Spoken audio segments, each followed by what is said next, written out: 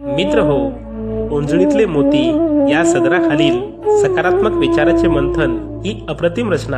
अभिवाचन राजेश राठोड. सुखाची देवाणघेवाण तर सारेच करतात.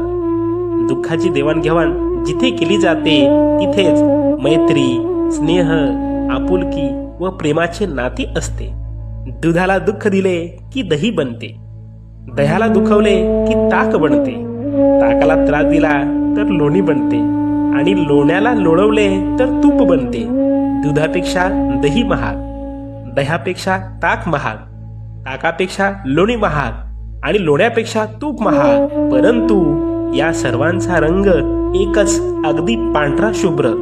याचाच अर्थ पुन्हा पुन्हा संकटे आणि दुःख झेलूनही जो माणूस आपला रंग बदलत नाही, अशा माणसाची समाजातील किंमत जास्त असते. दूध उपयोगी आहे पण एका दिवसात नासते. दुधाचे विरजन दही 2 दिवस टिकेल, दह्याच्या घुसळलेल्या ताकाचे दिवस 3, ताकामधले लोणी आठवडाभर राहील, पण लोण्याचे कडवलेले तूप मात्र कधीही खराब होत नाही.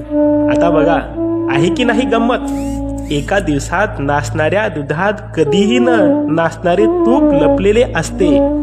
तसेच आपले मन अथांग आहे.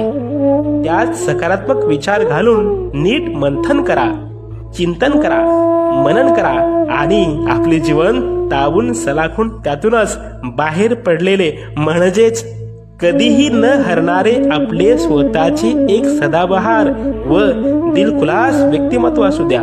शुभ सकाळ. धन्यवाद.